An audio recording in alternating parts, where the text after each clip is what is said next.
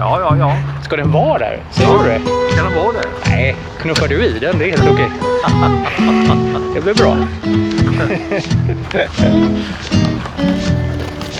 Pappa undrar om den ska vara där. Vad säger du?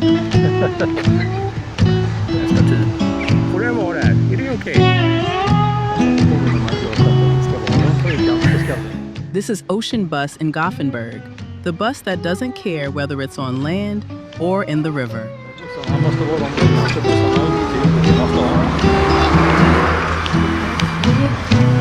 eller för galger. Jaha, två bussar.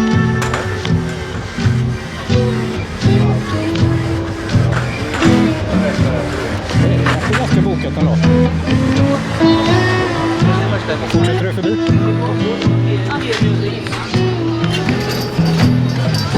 It's actually an amphibious vehicle, originally based on a military design, built to handle both asphalt and open water. On land, it moves like a normal bus, but on water, it cruises at around 6 knots, basically sightseeing speed.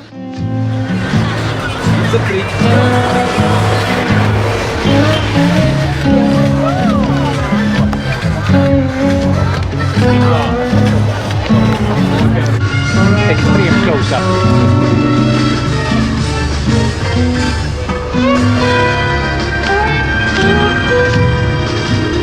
Long tour. That is 2 hours on land and 1 hour on the water, with the water being about 1 hour away. Jag tror han är sin guide där för att 3 timmars långa turen, 2 timmar på land och 1 timme på vattnet. Vi är framme i vattnet på bara 1 timme. Så det är nu. Just a sound check. You guys furthest in the back. Can you hear me well at this volume? Yes, you do. Thank you so much. The tour starts at Stora Teatern, rolls past Gothenburg's landmarks, and then heads straight into the water near the Opera House. Som sagt, det underlättar att man är göteborgare och att man har läst planen också och vet att det är 55 grader.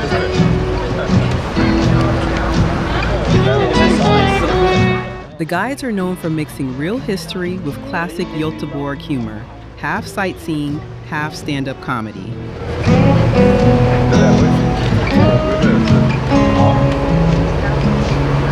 Det är alla turister som är kvar i Göteborg.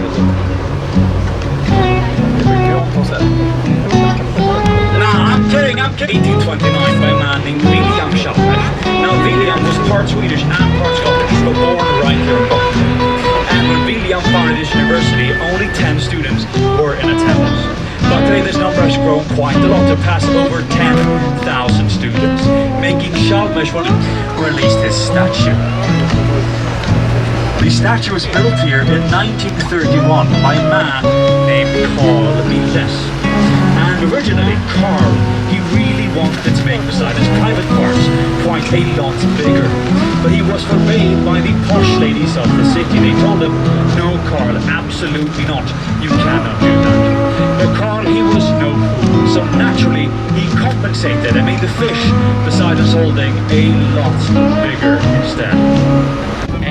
Allesammans varmt välkomna ut på vackra och lite lätt gröna Götaälv. Och det är ju skönt att bussen flyter. Den brukar inte göra det varenda gång, men den här gången så krockar inte Stefan helt med någon sten. Så det är skönt. Anyways folks, let's get right into this sightseeing. On your right hand side, a very big, large buck crane, a red buck crane. This is the Eriksberg buck crane, and it is 84 meters tall and 100 meters wide. And the beam you see there is 8 meters high and hollow. And back in 1993, this was actually a bungee jumping platform. Its real use was as a dry dock up until the 1970s for Gothenburg's bigger shipbuilding and shipping industry.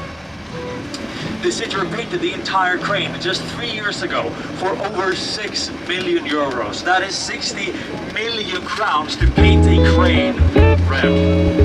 I could have done it for half the money. But then very typically, the Danish came and burned down the entire city during the Great Kalmar War of 1611. Thank you so much, dear neighbors, for that one. So Karl's son, Gustav Adolf II, had to rebuild the entire city on the other side of the water, where it still stands today. And he did so in 1620.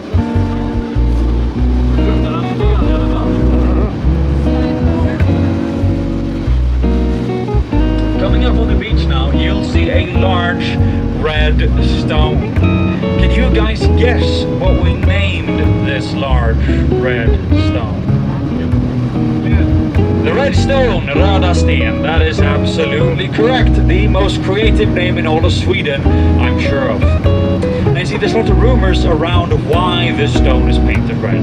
Some say this stone was stained red by the blood of a Swedish officer who was killed right here by the Danish. Others, they disagree. They say this stone was painted red to mark how far the city's cannonballs could shoot during the 1600s. But both of those are most likely incorrect. Historians believe that this was a border marking between Sweden and Denmark-Norway up until 1658.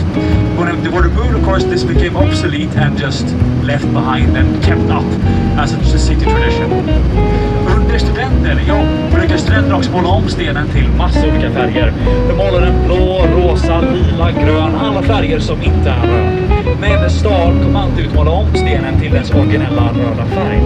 Så jag tror personligen stenen var halva storleken, sen är det bara man slagit färg som har tryckts på över alla år. Det är ju en ständigt pågående kamp.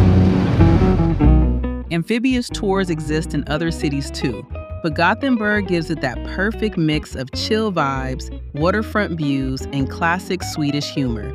Not bad for a bus that turns into a boat.